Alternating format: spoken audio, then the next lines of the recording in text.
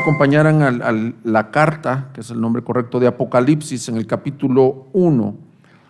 La serie la titulamos El triunfo del Cordero, porque a través de ella te darás cuenta que no se trata de fechas, no se trata del fin del mundo, sino que es una revelación de Jesucristo y de como victorioso por sobre todas las fuerzas del maligno.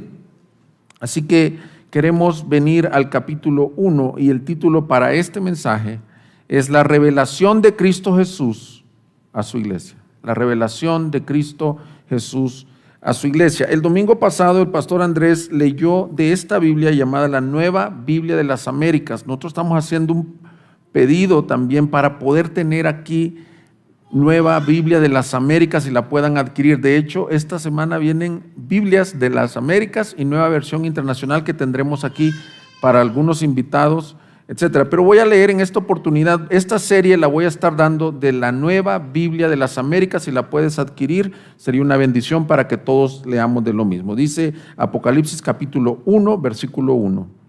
La revelación de Jesucristo que Dios le dio para mostrar a sus siervos las cosas que deben suceder pronto. Él la dio a conocer enviándola por medio de su ángel a su siervo Juan, quien dio testimonio de la palabra de Dios y del testimonio de Jesucristo y de todo lo que vio. Bienaventurado el que lee y los que oyen las palabras de la profecía y guardan las cosas que están escritas en ella, porque el tiempo está cerca. Juan, a las 7 iglesias que están en Asia, gracia y paz a ustedes de parte de aquel que es y que era y que ha de venir, y de parte de los 7 espíritus que están delante de su trono, y de parte de Jesucristo, el testigo fiel, el primogénito de los muertos y el soberano de los reyes de la tierra, al que nos ama y nos libertó de nuestros pecados con su sangre e hizo de nosotros un reino, sacerdotes para Dios su Padre. A Él sea la gloria y el dominio por los siglos de los siglos. Amén. Él viene con las nubes y todo ojo lo verá, aún los que lo traspasaron, y todas las tribus de la tierra harán lamentación por él. Sí, amén. Yo soy el Alfa y la Omega, dice el Señor Dios, el que es y que era y que ha de venir, el Todopoderoso. Wow, qué introducción del libro. En una ocasión estuve hablando con una persona recién convertida y me comentaba que había leído Apocalipsis y que se había sentido agobiada por el hecho de pensar en la destrucción, en el mal, en el final mencionado del libro. Me dijo que le daba un poco de miedo pensar en lo que venía e incluso le daba un poco de miedo leer el Apocalipsis. Pero yo creo que esto le pasa a algunas personas que no han entendido el propósito del libro de Apocalipsis. No sé cuántos se pueden identificar con esta persona y decir, ay, a mí me da un poco de miedo las bestias, las imágenes, el fin del mundo en sí. No quiero escuchar eso, pero las personas que le tienen temor al libro de Apocalipsis es porque piensan que el libro está relacionado nada más con el fin del mundo. ¿No es cierto?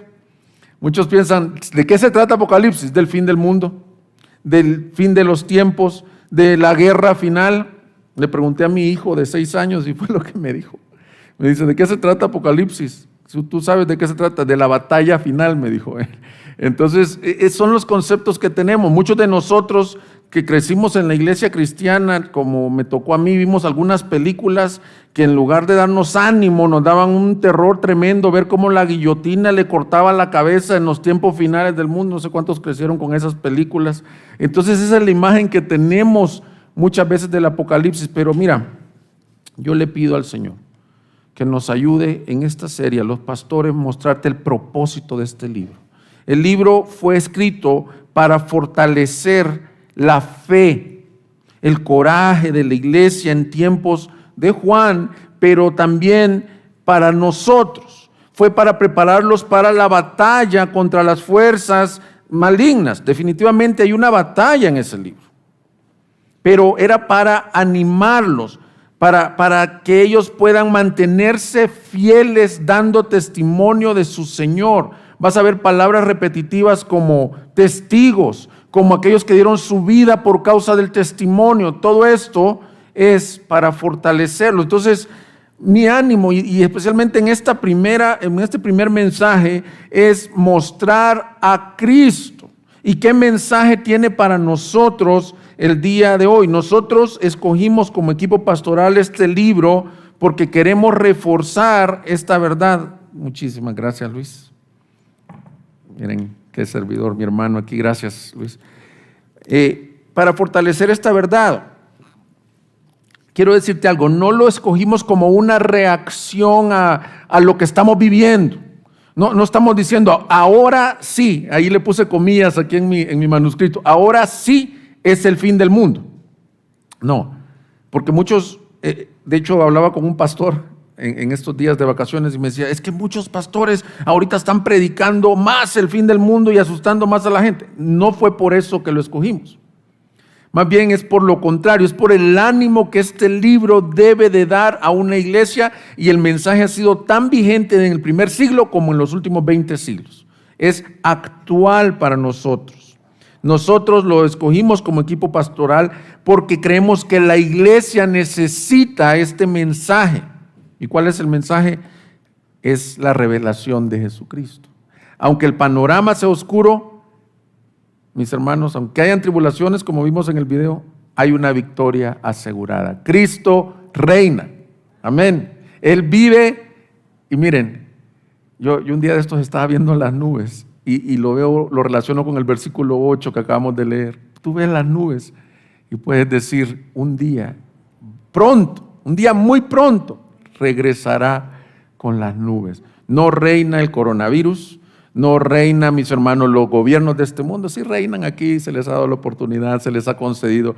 No reina tu situación familiar, tu situación económica, tu situación de salud. El que es rey sobre todo, el que al hablar los vientos le obedecen, es Cristo Jesús resucitado, y a Él es el que vamos a predicar en esta serie. El versículo 3 nos dice que es bienaventurado el que lo lee. Estoy ahorita dando una introducción general al libro. Es bienaventurado el que lo lee, pero no solo el que lo lee, sino que si notas correctamente como dice, bienaventurado el que lee y los que oyen las palabras de la profecía, pero mira esto, y guardan las cosas que están escritas en ella. ¿Por qué? Porque el tiempo está cerca. Algunos de ustedes que leen inglés, si ustedes leen el versículo 3 en alguna versión en inglés, me encanta que dice, bienaventurado el que lee en voz alta estas palabras de esta profecía. La intención que Dios le dio a Juan es que esta carta fuera leída en las iglesias en voz alta. Y es importante que tú la leas, pero lo primordial que nos dice esta bienaventuranza, mira quién es el bienaventurado en el libro de Apocalipsis. No solo el que las lee, ni el que las oye, sino el que las guarda. El llamado que recibimos en estos primeros versículos y por lo que escogimos esta serie es para que podamos guardar su palabra. No la escogimos para detectar fechas, para detectar personajes o eventos, sino que para que tú digas y yo diga, y en este primer mensaje en especial, Señor Jesucristo, háblame. ¿Qué de esto tienes para mí y cómo lo puedo guardar? Guardar significa poner por obra. Recuérdate el Salmo 119. ¿Con qué limpiará el joven su camino? Con guardar tu palabra. En mi corazón he guardado tus dichos para no pecar contra ti. Guardar su palabra significa ponerla por obra. Muchos son lectores, muchos son oidores, pero la amonestación que Juan nos da es que tú al leer esta profecía en voz alta, así que la vamos a estar leyendo todos los domingos, tú puedas ponerla por obra, mis hermanos. Por esta razón, quiero decir algunas cosas importantes antes de empezar con los primeros versículos. Es importante cómo vamos a leer e interpretar este libro. Primero quiero decirte que en la Biblia hay diferentes tipos de géneros o digamos tipos de géneros literarios. Algunos de ustedes saben, si yo preguntara, en la Biblia encontramos los más comunes son la narrativa, por ejemplo, narración como Primera de Samuel, como Libro de los Hechos, hay narración ahí, como Levíticos, hay poesía, como lo tenemos en los Salmos, en los profetas hay mucha poesía, hay discurso, como tenemos al Señor Jesús, los escritos de Pablo, y este género, que solo hay un libro y algunas partes de los profetas del Antiguo Testamento, se conoce como apocalíptico. El libro de Apocalipsis pertenece al género apocalíptico y para nosotros es más sencillo en español porque Apocalipsis y apocalíptico no hay mucha diferencia. En los Estados Unidos se llama Revelation, el libro de la revelación, entonces para ellos es difícil entender en qué género casa. Y es importante decirte el género porque de ahí vamos a desprender nuestra interpretación para esta serie. El término apocalíptico se aplica, por ejemplo, ampliamente a un grupo de escritos que fueron escritos, valga la redundancia, un poquito antes de la primera venida del Señor, del nacimiento de Cristo, entre los judíos. También tenemos, como les dije, algunas partes de los profetas, como en Zacarías, como en Isaías. Daniel tiene una parte apocalíptico y tiene rasgos particulares de cómo se debe de leer y cómo se debe de interpretar. Eso hace la gran diferencia. Y yo te estoy ayudando para que me sigas en la serie y no estés teniendo expectativas cerradas, ya lo dije varias veces, de fechas, de personajes, de eventos. El género apocalíptico surge usualmente en tiempos de persecución. Entonces se escribieron libros de los judíos que no están en el canon bíblico, el mismo Apocalipsis en tiempos de persecución. Y por lo tanto, la literatura apocalíptica debe de ser interpretada en una forma particular. ¿Qué quiero decir con esto? No se debe de leer igual que Primera de Samuel, por ejemplo. Ese es un evento histórico. No se debe leer igual que los Salmos. Los Salmos son una poesía que nos compartió el Salmo 1, Andrés, que fue de mucha bendición. Esa forma de leerlo no es la misma que debemos de leer Apocalipsis, ni los evangelios. Me estoy dando a entender lo que quiero decir antes de que entremos al texto. El hecho de interpretarlo incorrectamente es lo que ha causado, más bien en lugar de unificar, de traer este mensaje esperanzador a la iglesia, ha causado división y estas ¿cómo se llama?, aversiones al libro de Apocalipsis. Estuvimos hace como 2 meses con el pastor Andrés en un curso del libro de Apocalipsis y el expositor nos decía, una labor que tenemos con los pastores es convencerlos que el libro de Apocalipsis puede ser predicado y enseñado ahorita, porque por la mala enseñanza y la mala interpretación de Apocalipsis hay gente que predica los primeros capítulos donde está la iglesia y luego en adelante le tienen un poco de temor, ¿no es cierto? Y ya no se predica. Y ¿sabes qué? Me duele porque nos roba de la gran bendición que tenemos en este libro. Entonces, quiero decirte algunas cosas de las interpretaciones comunes que ha tenido el libro de Apocalipsis. Y lo quiero hacer para decirte más o menos cómo lo vamos a estar interpretando nosotros. Voy a mencionar 2, aunque podrían ser más, pero ha habido una interpretación que se llamó la interpretación preterista, que quiere decir que todos los eventos y circunstancias que ocurren en el Apocalipsis fueron eventos relacionados con el primer siglo de la iglesia. Entonces ven el cumplimiento en el anticristo, voy a tomar de ejemplo, en el levantamiento de la bestia, todo aconteció en el primer siglo y no tiene relevancia para nosotros hoy. ¿Cuál es el problema? Que entonces no sería Biblia que tenga alguna aplicación para nosotros. Y si te fijas en el versículo que leímos, dice, escribe las cosas que son y las que van a suceder también. Entonces, otra forma de interpretarlo es conocido como la interpretación histórica del Apocalipsis. Esto quiere decir que Apocalipsis debe ser interpretado a la luz de eventos históricos. Entonces, muchos buscan cómo la bestia es una persona o un país o una fecha. Entonces, la problemática con esto es que muchas veces ha tenido una decepción grande en decir, mira, pero es que parecía que este era, y luego no sucedió lo que nosotros creíamos.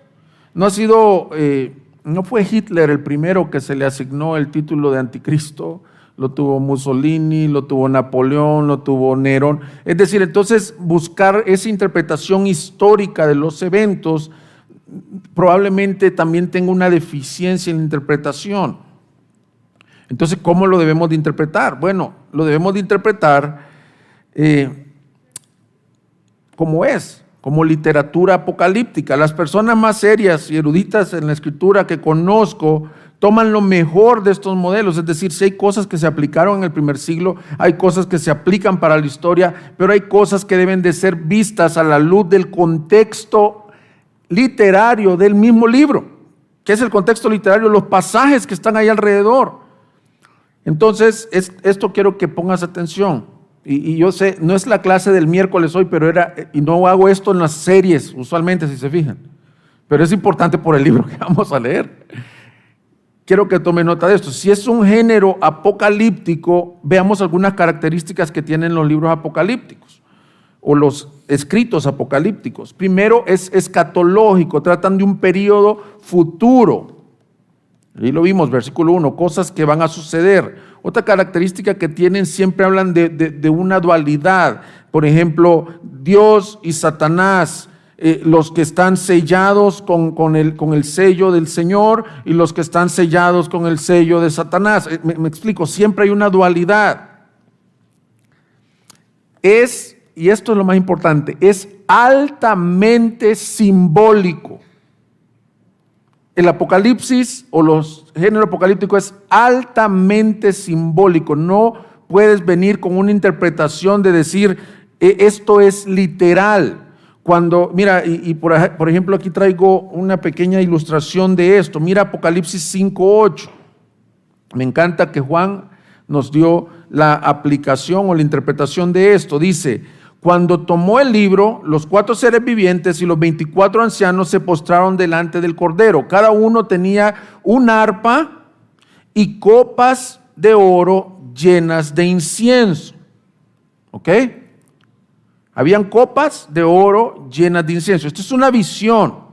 Ahora, Juan nos dice qué eran esas copas de oro. ¿Qué dice que eran?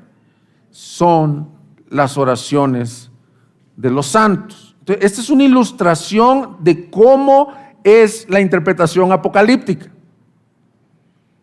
Entonces, muchos ven imágenes y las intentan traducir a algo que pareciera, no está siendo literalista. Y no me vayas a malentender, nosotros creemos en la inspiración total y plenaria de la Biblia.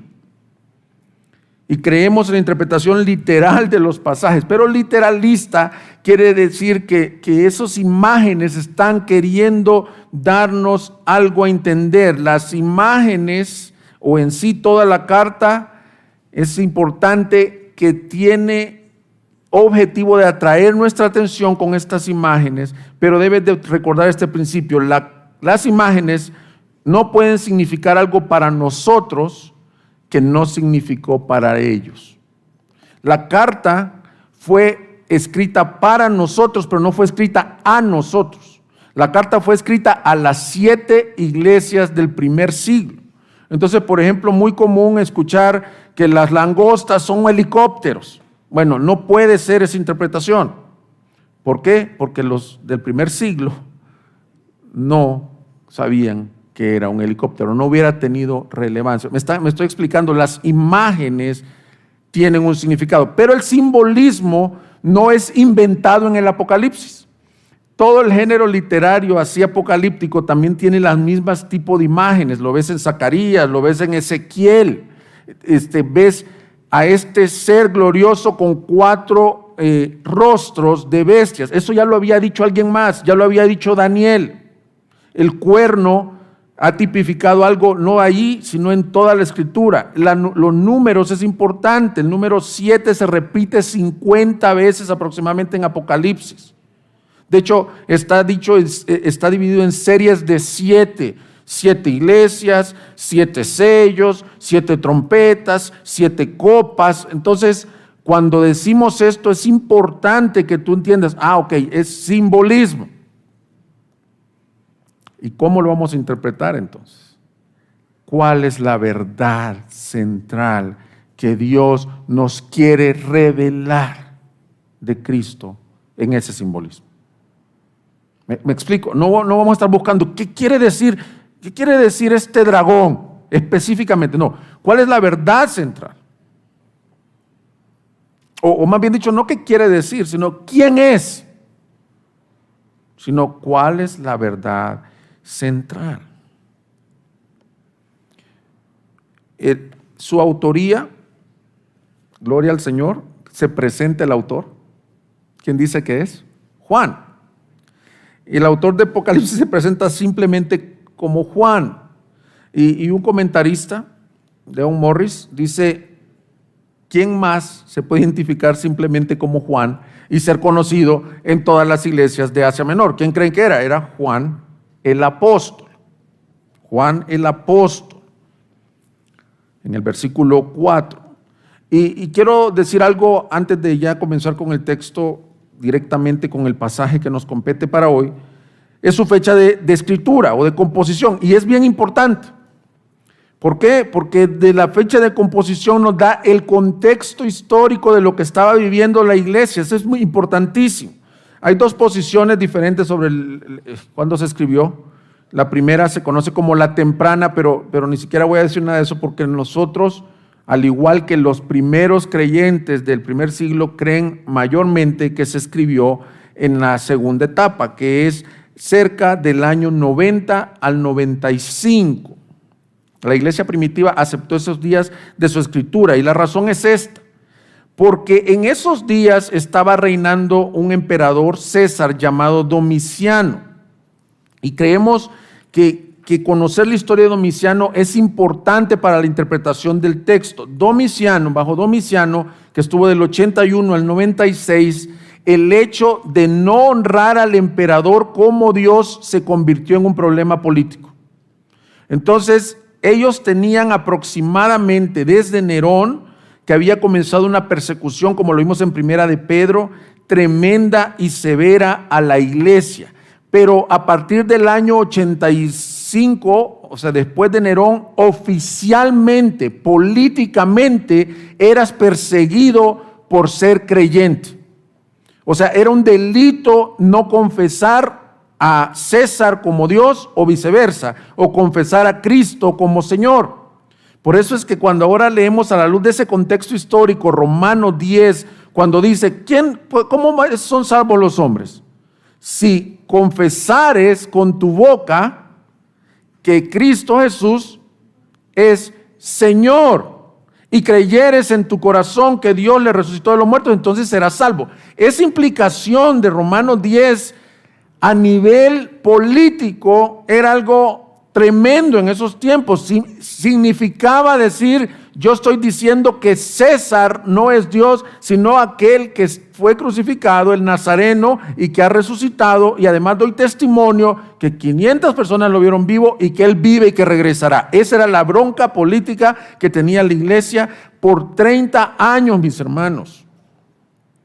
30 años aproximadamente, donde eran brutalizados, metidos al Coliseo. Es tremendo leer las historias de los martirios de los cristianos, que a los niños, imagínate tú que tienes niños chiquitos, yo que tengo niños pequeños, que los tiraban a bestias como perros salvajes, y viéndolos descuartizados por creer simplemente que Cristo era el Curios. Esa era la realidad de la iglesia del primer siglo. Ahora, con eso en mente, mis hermanos, Apocalipsis cobra una gran relevancia para la iglesia sufriente. Mis hermanos, yo oro al Señor que Dios cambie la perspectiva al terminar esta serie, de cómo ves a Jesús, de cómo ves al mundo, y de cómo ves incluso los poderes demoníacos, etcétera, etcétera. Nosotros caemos rápidamente en lo que Juan escribió en su epístola. No améis al mundo ni las cosas que están en el mundo, porque el mundo pasa y sus deseos, mas el que hace la voluntad de Dios permanece para siempre. Para nosotros, los pastores de la actualidad, tenemos que hacer apologética o predicar diciéndole a la iglesia: hermanos, no amen al mundo, no anden viviendo como ellos. Para ellos, hermanos, no había ni la opción de amarlo. Vivimos en dos realidades tremendas, nos hemos acomodado a esta realidad. Yo no sabía lo que iba a orar el pastor Andrés, sí lo preparamos desde el martes, es decir, el sentir, pero no los específicos.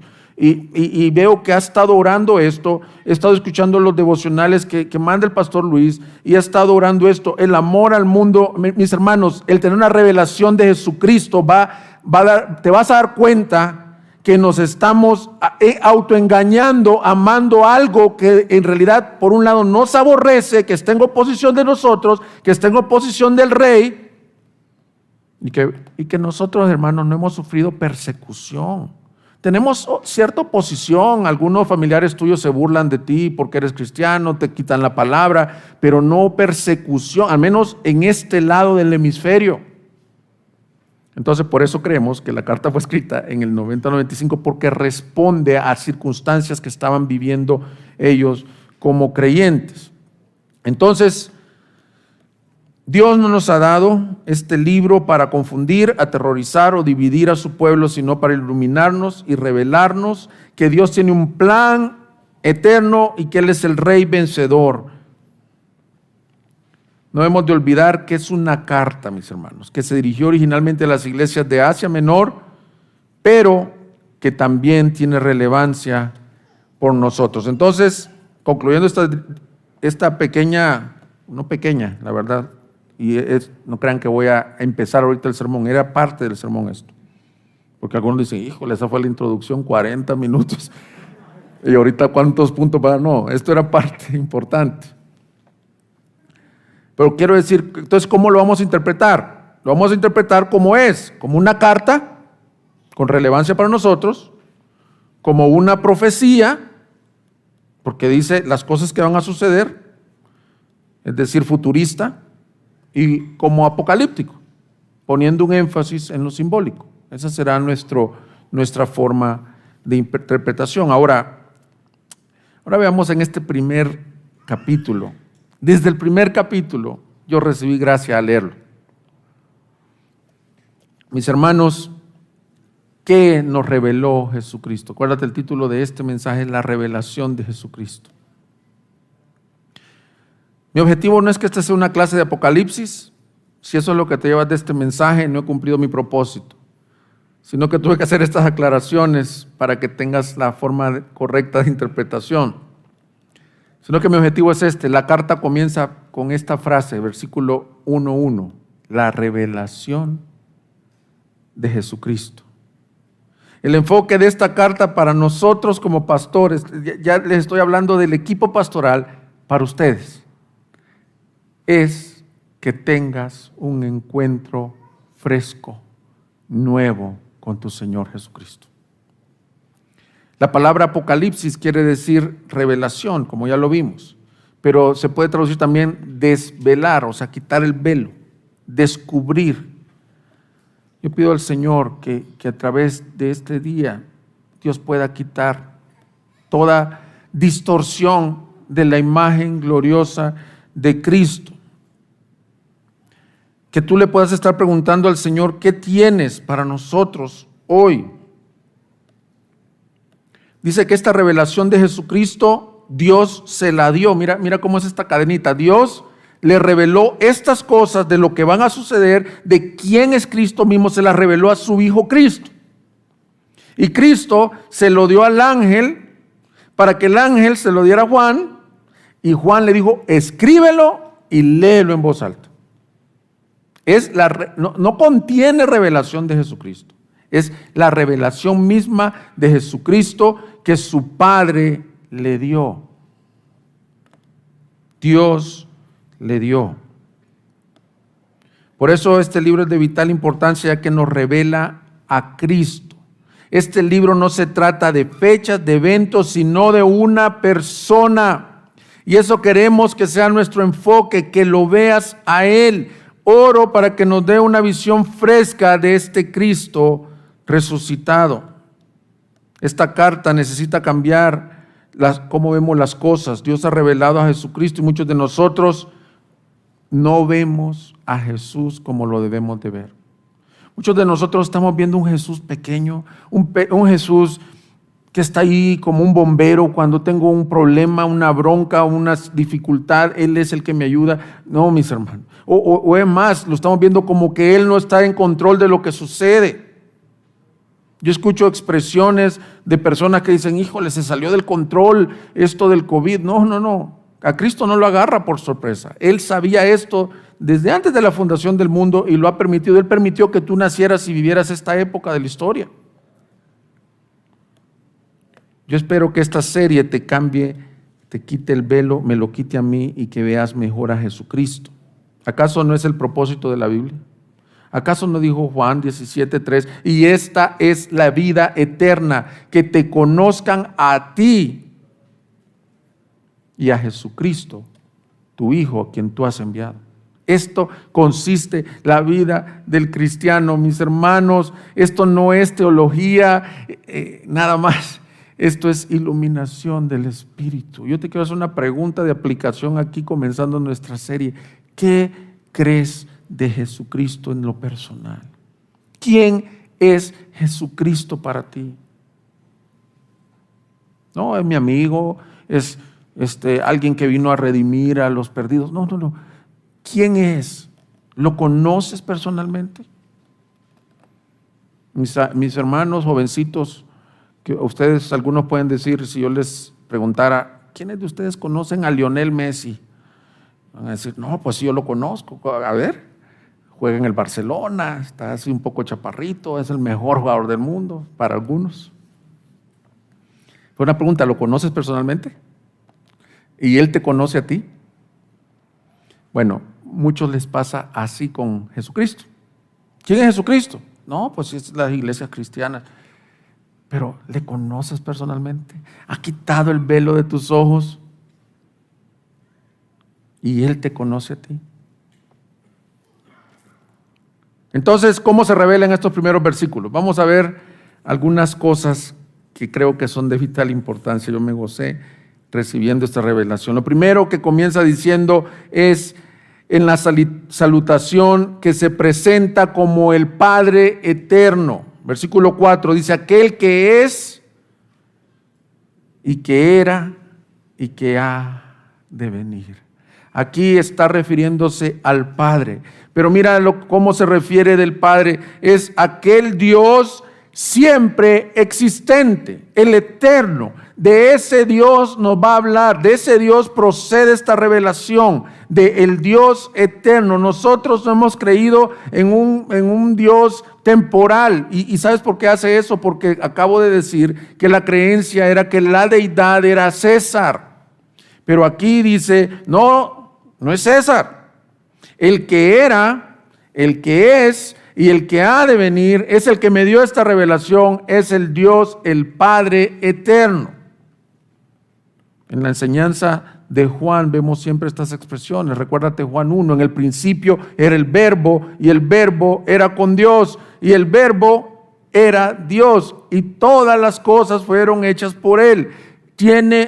Presenta esta carta, esta revelación con el Dios y Padre eterno. Mis hermanos, en tiempos de angustia, tú necesitas saber que tu Dios es eterno y que tu Dios no se ha movido y que las cosas no se salen de su control, que Él es, Él era y Él ha de venir, que Él es por los siglos, que los años para Él no pasan, que su plan es eterno. Mira qué importante para tu vida y para mi vida es saber que Dios es eterno, mis hermanos.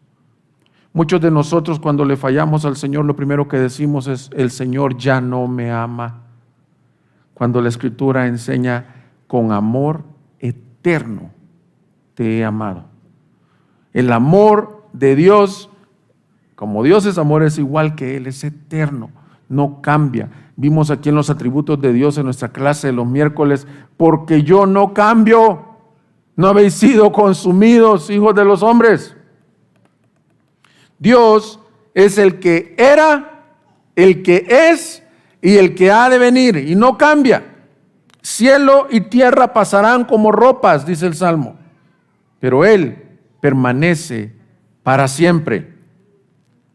Aunque los cielos tiemblen, Salmo 46, aunque la tierra sea removida y las montañas sean echadas al fondo del mar, Él es cimiento estable, Él no cambia, y así presenta en esta revelación al Dios y Padre eterno. Esta verdad es de vital importancia para una iglesia sufriente, mis hermanos. Lo hace con el objetivo de animarnos a verlo a Él.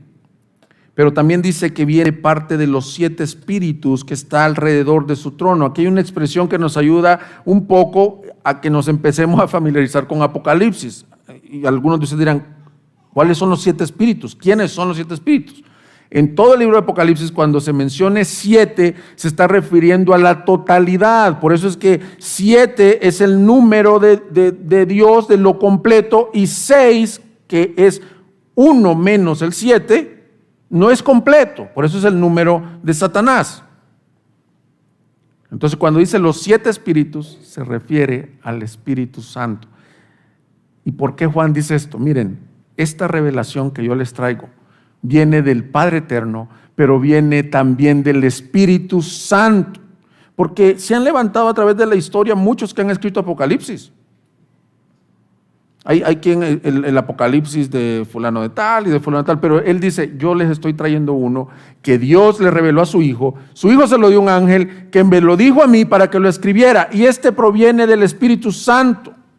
El Espíritu Santo, mis hermanos, era una verdad central en tiempos de la iglesia primitiva, no como ahora que el Espíritu Santo es opcional, como que si no fuera parte de la Trinidad. No, este mensaje es trinitario y debe de ser iluminado por el Espíritu Santo.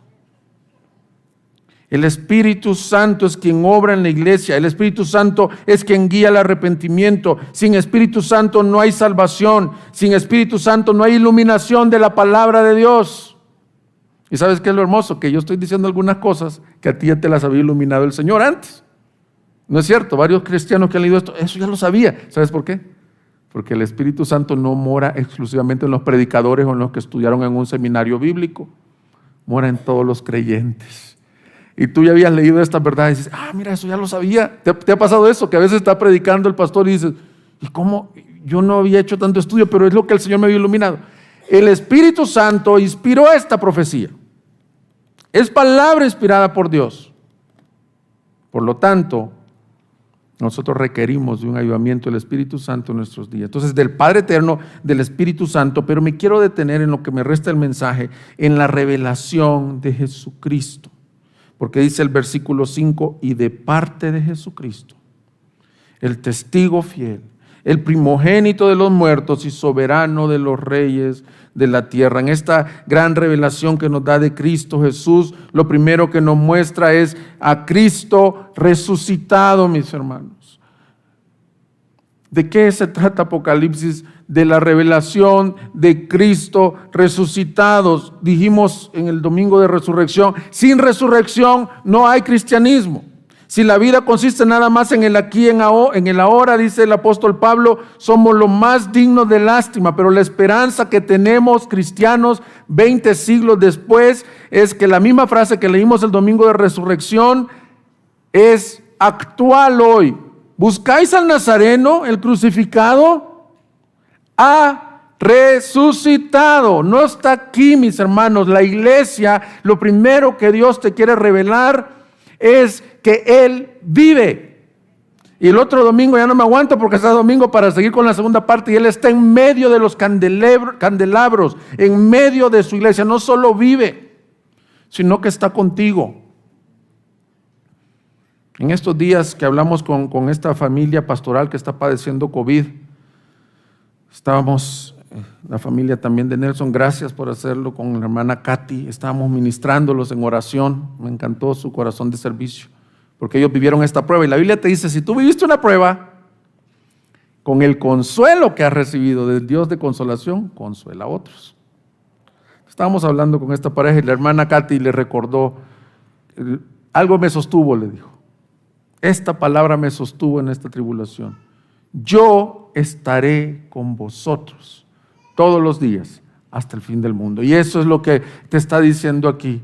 Mira, iglesia, Cristo es el Rey resucitado. La resurrección de Jesucristo entre los muertos separa el cristianismo de cualquier otra religión. El cristianismo sin la resurrección de Cristo es literalmente una religión muerta, pero no está en la tumba. La tumba está vacía. Él vive hoy. Cuando cantemos estas cosas, no solo porque te gusta la melodía, que quiero decir que estuvo excelente la adoración el día de hoy, pero no solo porque te guste la alabanza, sino que cuando estés cantando, cree y proclama estas cosas. Cristo es el primogénito de los muertos. Y no solo lo llama así, sino que lo llama el testigo fiel, porque quiere identificarlo como sus hermanos.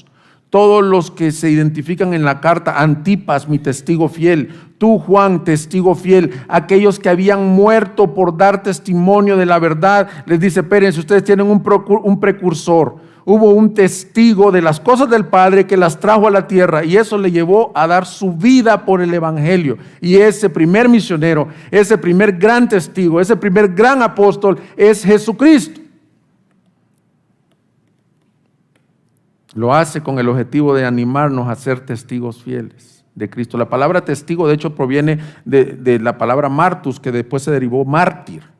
O sea, un testigo que había visto cosas, pero que estaba dispuesto incluso a dar su vida. Imagínate la relevancia de lo que les está diciendo. Esta revelación de Jesucristo, iglesia, quiero que lo conozcan por medio del Espíritu Santo como el Padre eterno, pero como el Cristo resucitado y el testigo fiel. Aquel que estuvo dispuesto a dar su vida por el Evangelio, y aún así el Padre lo ha resucitado, ya que muchas veces el cristianismo que vivimos, mis hermanos, es muy ligero. En Estados Unidos, en México, el cristianismo es muy ligero. Pensar en ser testigos fieles nos parece ciencia ficción. Lo que predicó Andrés el domingo anterior, dar tu vida por el Evangelio pareciera que es exclusivo para las personas de los libros de historia. Mis hermanos, yo no sé qué tiempos vienen, pero en el momento no vas a tener la fortaleza espiritual, sino que eso se construye ahorita creyendo y viendo a Cristo resucitado y al testigo fiel. Para esta iglesia del primer siglo, el texto de Romanos que dice somos puestos a espada todo el día, era realidad. Somos muertos todos los días, era realidad. Nosotros no. Nosotros, yo me identifico a veces, ¿a qué se dedica? Soy pastor. Ah, sí, pase adelante, me dice. Todavía. Mucho gusto. Hace 4 días leí una historia de algo que acaba de suceder en Egipto, la semana pasada. En el Daily Mail, un cristiano llamado Nabil Habashi, de 62 años, fue ejecutado en Egipto por el grupo terrorista ISIS, por ser cristiano. Eso pasó hace 2 semanas.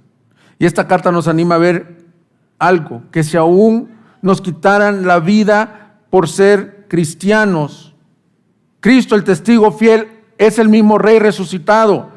Y promete que todos los que han creído en Él, su vida no consiste en el aquí, en el ahora. Mi objetivo con este mensaje es que tú alces tus ojos y si te has acomodado, como yo muchas veces lo he hecho, no estoy juzgando, a este mundo está bien padre, estoy aquí bien cómodo, te des cuenta que no es la realidad de la historia de la iglesia ni de otros hermanos al otro lado del hemisferio, pero que si Cristo nos llama a sufrir, ten esta esperanza, Él vive. Él ha resucitado. Y dice Apocalipsis 24, si me puedes acompañar. También vi tronos y se sentaron sobre ellos los que se les concedió autoridad para juzgar. Y vi almas de los que habían sido decapitados por causa del testimonio de Jesús y de la palabra de Dios, y de los que no habían adorado la bestia ni su imagen, ni habían recibido la marca sobre su frente ni sobre su mano, volvieron a la vida y reinaron con Cristo por 1000 años. Ahí está el hermano Habashi. Hermanos, creo que el engaño de este mundo ha sido, como dije aquella vez con esa ilustración, pensar que aquí vamos a estar cómodos por toda la vida. Tú y yo vivimos para lo eterno. Tú y yo fuimos creados para lo eterno. Y Cristo se nos revela como Cristo resucitado. Probablemente este mensaje es para alguien en este momento que está pasando una tribulación como la de mis hermanos que les comenté. Aún para nuestra hermana que canta. Pero quizás no estén en grado crítico, alguien que esté muriendo en este momento. Cuando oraba Andrés decía, las aflicciones temporales de este mundo no se comparan en nada a la gloria que ha de ser recibida. ¿Sabes cuál es la bendición de estar en tribulaciones? Es que ya anhelas esa venida del Señor. Es que ya anhelas ser revestido de tu casa eterna y ya no estás pensando en estas cosas aquí temporales. Por eso decía alguien que no sabía cuál era mayor tentación, si la tribulación para renegar contra el Señor o la prosperidad para olvidarte de Él. Si tú estás en una tribulación, ¿qué te quiere revelar el Señor en este primer mensaje? Cristo es el primogénito de los muertos, el testigo fiel. Él ha resucitado. Y los que han creído en Él, aunque deshecha está tu carne, con tus ojos verás a tu Redentor. Si tú no estás sufriendo, dices, ay, ¿para qué se emociona el pastor, verdad? Pero si tú ahorita este mensaje está llegando a la cama de un hospital y ya estás oxigenando 60, te quiero decir que si has creído en Cristo y el Señor te llama hoy o mañana, abrirás tus ojos y verás al Cristo resucitado, porque eso es lo que Él promete. Amén. No es emoción. Y esto nos lleva de ser... Yo he sido así medio pastor regañón, ¿verdad? Entonces no lo estoy diciendo ni por Andrés ni por Luis. Pero los pastores a veces nos hacemos así, decir, no amen al mundo, hombre, ¿qué andan ustedes ahí de carnales? No, eso nos... El ver a Cristo, el cristiano que tiene esta revelación de Cristo. El mundo es como el himno que cantamos. Alza tus ojos a Cristo y lo terrenal sin valor será a la luz del glorioso Señor. Segunda revelación, Jesucristo Salvador. Jesucristo resucitado, pero Jesucristo Salvador. Este libro está lleno de la gracia y del Evangelio desde el capítulo 1 hasta el último capítulo. Y dice en el versículo 4, al que nos ama y nos libertó de nuestros pecados con su sangre. Versículo 6. Perdón, leí el versículo 5 al final. Al que nos ama y nos libertó de nuestros pecados con su sangre. Versículo 6. E hizo de nosotros un reino de sacerdotes para gloria de Dios su Padre. A Él sea la gloria y el dominio por los siglos de los siglos. Amén. ¿De qué nos habla? De el Jesucristo vivo que amó a la humanidad de tal manera. ¿Te has fijado que Juan en la salvación no le quita el ingrediente del amor? Juan 3:16 que dice, porque de tal manera que dice, amó Dios al mundo, que dio. ¿Qué dice también primera de Juan 3? Mirad cuál amor nos ha dado el Padre para que seamos llamados hijos de Dios. Y ahora en Apocalipsis, estos son 3 escritos de Juan el apóstol. Vuelve a decir, al que nos ama y nos libertó de nuestros pecados con su sangre. La salvación no es mecánica, no es robótica, no es, pues esto lo escojo. No, la elección fue hecha en amor, mis hermanos. Requería el amor más profundo que la inmensidad del mar no lo puede medir. El amor tan grande que dio, no dio lo que le sobraba, al que no escatimó a su propio Hijo único, sino que lo entregó por nosotros. Dio a Cristo, a lo mejor, a la perla de gran valor, al tesoro del cielo, lo entregó por pecadores como nosotros, mis hermanos. Ese es el mensaje del Evangelio, y aquí nos dice que este Salvador no vino a comprarte con oro ni con piedras preciosas, sino que ya lo habíamos visto en Pedro. Vino a comprarte con su preciosa sangre. Cuando tú veas Isaías 53 y los relatos de la cruz, esas gotas derramadas de sangre, no fue un poquito, fue hasta la última gota de sangre, esa corona de espinas, esos latigazos, estaban derramándose y corriendo, como dice el himno antiguo de la cruz, fluye un raudal de la sangre de Cristo, que es la que nos compró a todos nosotros que éramos pecadores y que ahora por la gracia de Cristo nos ha constituido en un reino de sacerdotes. Así que este mensaje no es para mis hermanos, no es para la iglesia nada más. Este mensaje es para ti que nos estás oyendo, o si eres un invitado. Te quiero decir estas palabras, a lo mejor las necesitas oír. Dios te ama. Ay, qué sencillo ese mensaje, ya lo he leído. ¿Lo sabes? Dios te ama. Tu amigo, tu familiar que te trajo, te ama. Y así debemos de amar nosotros a los que están perdidos. Amarlos para que ellos sean contados en el número de estos que han sido lavados con la sangre de Cristo. Los que estamos aquí, mis hermanos, no somos una élite preferencial de la iglesia cristiana, no, todos nosotros. Y el que te habla el primero, éramos pecadores aborrecibles. Quita tú que eras aborrecible a tus amigos, tu mamá, aunque tú hayas sido aborrecible, siempre decía, ay, mi niño, bien hermoso, bien glorioso. Pero tú, ante los ojos de la santidad de Dios, eras aborrecible. Y yo, me voy a poner yo de ejemplo para no ofender a nadie aquí. Yo era aborrecible, apestoso ante los ojos de Dios. Y cuando yo llego a este texto, me quebranto de gozo, es decir, al que me amó. Y les quiero decir una cosa, me gusta esta traducción porque el verbo está en presente.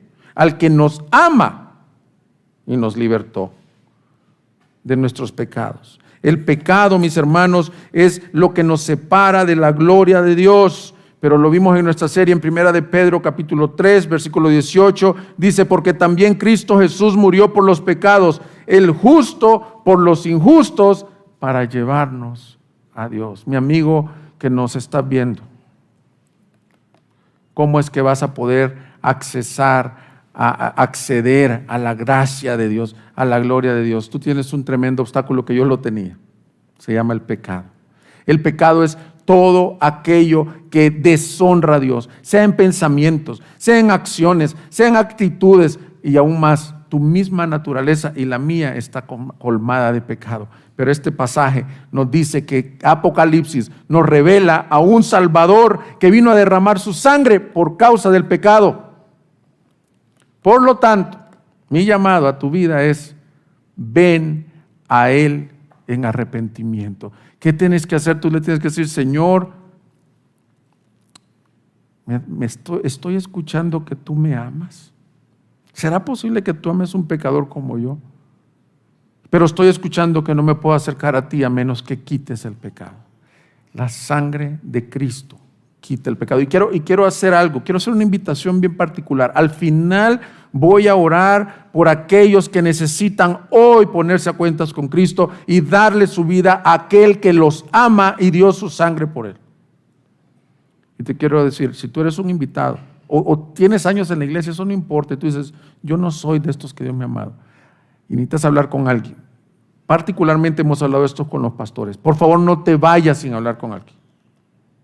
Hay un grupo de hermanos que queremos que te busquen. Si tú dices, yo me sentía angustiado en la predicación, yo necesito nacer de nuevo. Y particularmente, mira, el pastor Luis, por los invitados no lo conocen, pastor Luis Bermea, él con gusto me dijo que se puede, y no estoy exagerando, me dijo que se puede quedar hasta las 3, si es necesario. Si alguien quiere dar su vida a Cristo hoy. Acércate con Él o con cualquier otro hermano que tengas confianza. Ven a Cristo. Porque entonces este mensaje es para ti también. Es un mensaje para los lavados.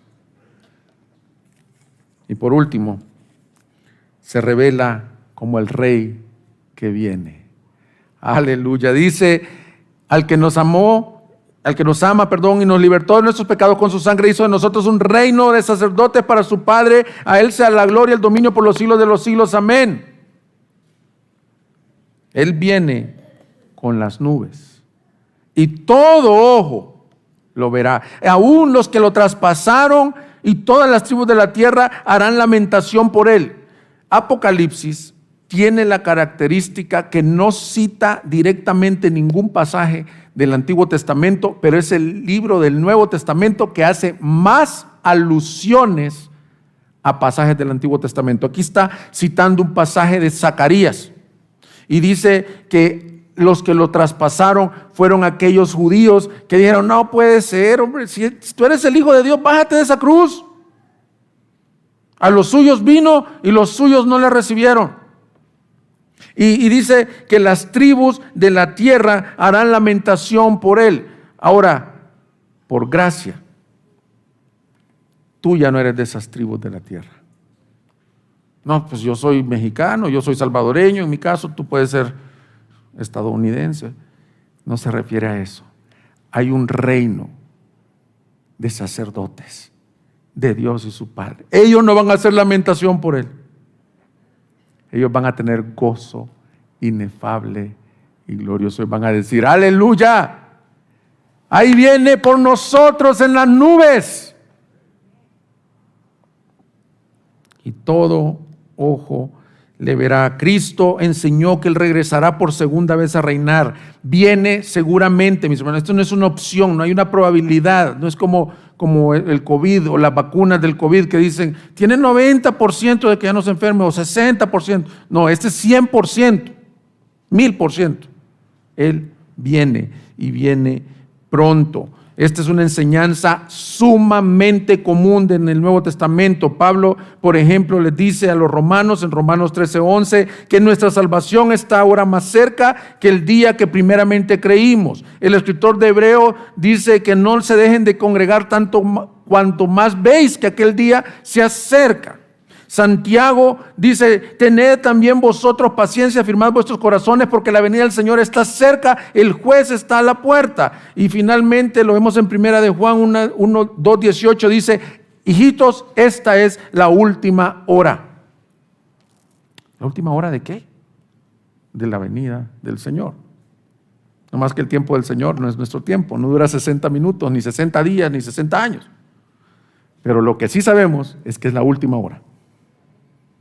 Él viene, Él regresará.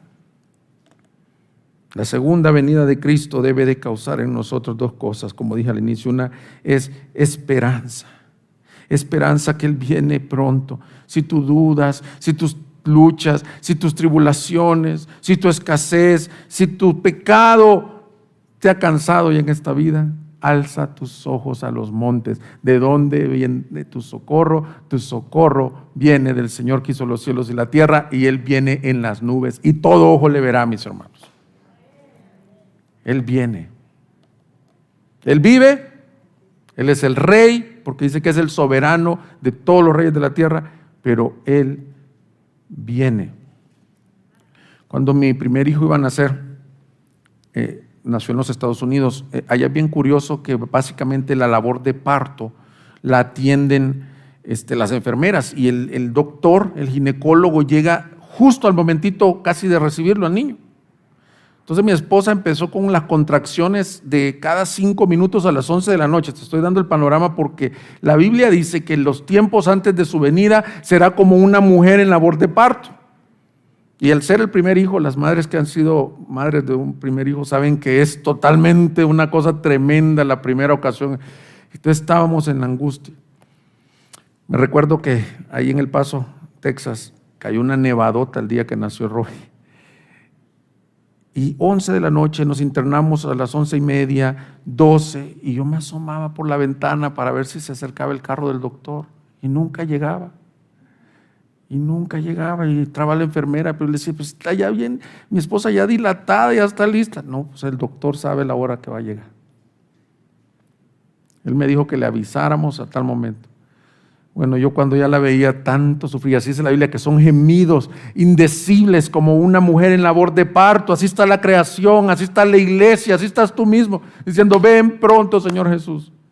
Miren, cuando vi por la ventana que venía el carro del doctor y se puso ahí su gabacha y empezó a subir por el hospital a las 6 de la mañana, mis hermanos. Fue una noche larga y de contracciones. Llegó en el momento preciso a recibir al bebé. Mis hermanos, el Señor no se ha tardado como algunos tienen su venida por tardanza. Él está a la puerta. Él está pronto a venir. Si tu noche es muy oscura, no desfallezcas que Él viene y te ama y te lavó con su sangre, y lo veremos y reinaremos juntamente con Él para su gloria y su honra. Vamos a ponernos de pie y vamos a darle gracias a Dios por esta revelación gloriosa de Jesucristo. Búsquenos en Facebook y YouTube como Iglesia Gracia Soberana Guadalajara y visita nuestra página de internet igsg.org.mx y disfruta de este y otros mensajes. Visítanos, estamos en Avenida San Luis Gonzaga, 5114, Zapopan, Jalisco, México. Estaremos felices de recibirte.